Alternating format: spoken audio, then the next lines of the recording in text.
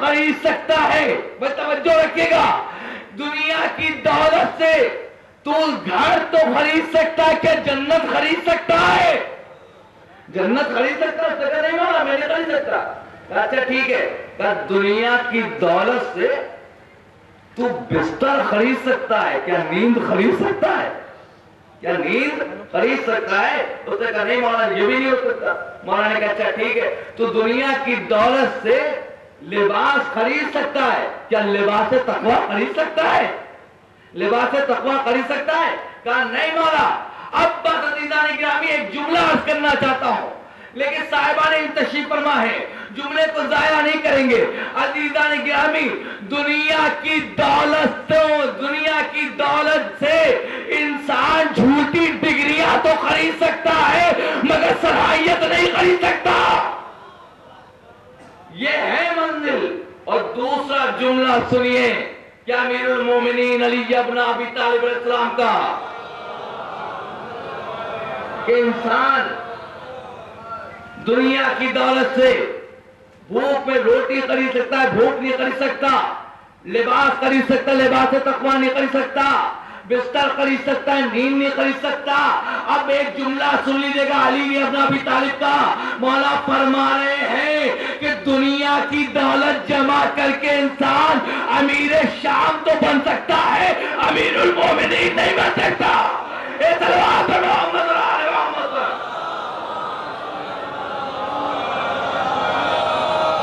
یہ ہے علی, یہ ہے میرا مولا.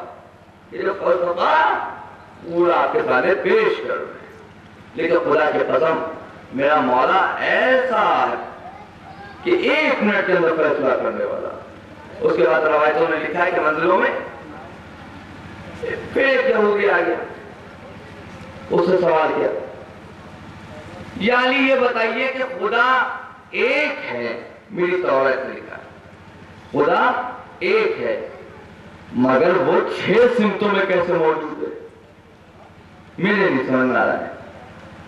تو مولا نے کہا یہ بتاؤ کہ میں تمہارے عقیدے کے مطابق بتاؤں یا اپنے عقیدے کے مطابق بتاؤں.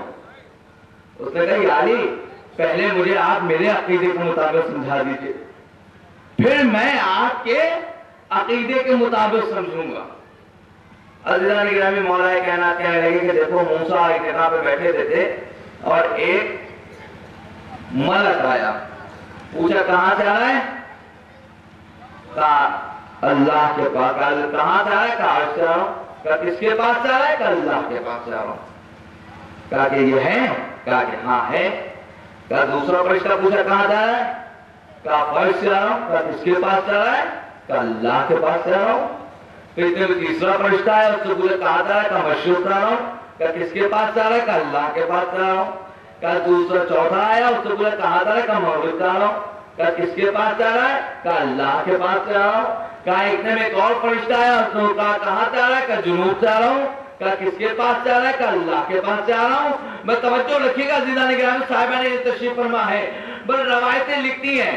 مولا کہہ رہے کہ دیکھو پہلا آیا تو اللہ کے پاس سے آیا, دوسرا آیا وہ بھی اللہ کے پاس سے آیا, وہ آسمان میں تھا یہ زمین میں تھا. توجہ رکھیے گا, وہ آسمان سے آیا یہ زمین سے آیا, وہ مشرق سے آیا وہ مغرب سے آیا. توجہ رکھیے گا, ایک مغرب سے آیا ایک مشرق سے آیا, ایک شمال سے آیا ایک جنوب سے آیا.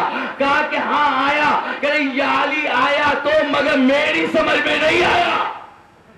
بس آنے کے آگے غور کریے گا, وہ کہتے ہیں یا علی آیا تو لیکن میری سمجھ میں نہیں آیا. کہ اب میں اپنے عقیدے کے مطابق سمجھاتا ہوں. میاں اب سمجھ میں آیا کہ جسے موسیٰ کا عقیدہ نہ سمجھا سکے اسے فخر موسیٰ کا عقیدہ سمجھاتا ہے. تو امیر المومنین نے کہا سلمان ذرا لکڑیاں جمع کرو. لکڑیاں جمع کی, لکڑیاں جمع کرنے کے بعد کہا اس میں آگ لگا دو. جب آگ روشن ہوئی تو اس میں شعلے نکلنے لگے, شعلے بلند ہونے لگے, تو مولا نے اس سے پوچھا یہودی سے کہ یہ بتاؤ کہ اس آگ کا رخ کس طرف ہے؟ اس آگ کا رخ, اس شعلوں کا رخ کس طرف ہے؟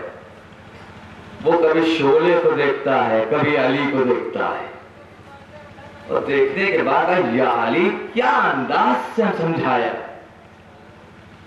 کہہ رہے مولا اس کو ایک حد میں تو باہر نہیں جا سکتا. کہیں کیوں؟ ایک رخ پہ تو روکا نہیں جا سکتا.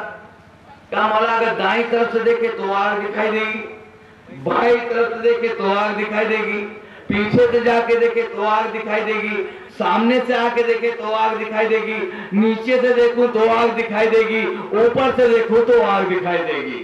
بھئی مسئلہ یہ ہے نا عزیزان گرامی, اس نے کہا مشرق سے دیکھوں تو آگ, مغرب سے دیکھوں تو آگ, جنوب سے دیکھوں تو آگ, شمال سے دیکھوں تو آگ, عرش سے دیکھوں تو آگ, فرش سے دیکھوں تو آگ.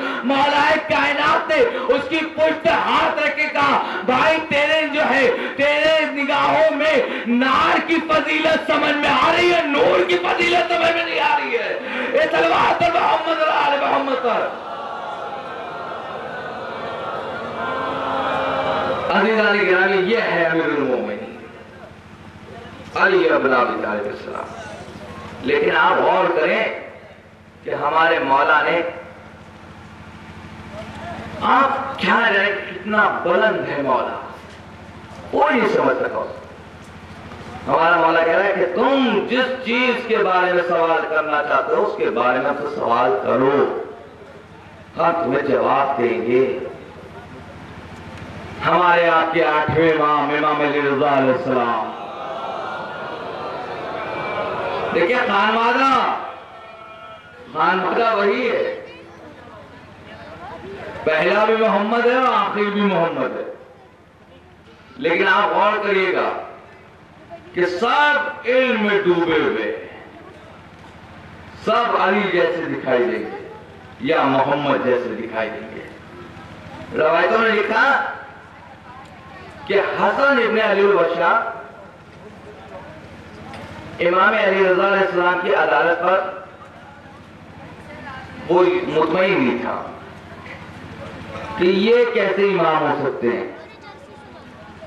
یہ کیسے ہمارے امام ہو سکتے ہیں. تو وہ پہلی بار آیا, لیکن اس کے ایک ذہن میں سوال تھا. اس کا سوال یہ تھا کہ اگر امام علی رضا علیہ السلام واقعی محمد مصطفیٰ کی جانشین ہیں, واقعی علی مرتضیٰ کی جانشین ہیں, تو جو ہم سوال کریں گے وہ جواب دیں گے, وہ جواب ہمیں دیں گے, کیونکہ ان کا تعلق علم سے ہے, علم سے تعلق. مولا بیٹھے تھے, روایتیں کہتی کہ اس نے کیا کیا کہ جتنے مسائل مولا کائنات سے لے کے ہمارے 7ویں امام امام موسی کاظم علیہ السلام تک ہوئے تھے, اس نے کیا کیا ان سب کو جمع کیا, اور مسائل کی تعداد پہنچ گئی 18,000. 18,000 مسائل کی تعداد پہنچ گئی. اس نے سب کو جمع کرنے کے بعد اس نے کیا کیا کہ ایک کتاب کی شکل ہوئی, تعلیم دے دی, کتاب کی شکل بن گئی, اور یہ لے کر آیا کہ اب امام سے پوچھوں گا. لیکن جب امام کے پاس آیا تو امام کے پاس ایک جمع غفیر لگا ہوا تھا, اس کی ملاقات ہوئی نہیں امام سے. تو یہ گوشے میں بیٹھ گئے کہ اب جب امام فرصت پائیں گے تو 18,000 مسائل سوال کرتے رہیں گے, جواب دیتے رہیں گے, میرے مسئلے حل ہو جائیں گے. اگر یہ انہیں سے تعلق رکھتا ہے, خانوادہ علم محمد اس سے تعلق رکھتا ہے, تو ہمارے مسائل کو حل کر دیں گے. بس سنیے گا عزیزان گرامی, کیونکہ یہ مولا کے فضائل ہیں. آپ سنیے گا کیونکہ فضائل علم سے کھلتے ہیں. جتنا جتنا انسان علم سے جڑتا جائے گا فضائل آل محمد کھلتے چلے جائیں گے. آپ یاد رکھیے گا, صاحبان علم تشریف فرمائیں, امام بیٹھے میں حجرے کے اندر, ابھی امام سے پہلی بار ملنے آیا ہے, امام کے در دولت پر آیا, ادھر اس نے گوشے میں بیٹھا, ادھر امام کے حجرے سے امام کا غلام چلا. توجہ رکھیے گا, امام کے حجرے سے ایک غلام چلا, اس کے ہاتھ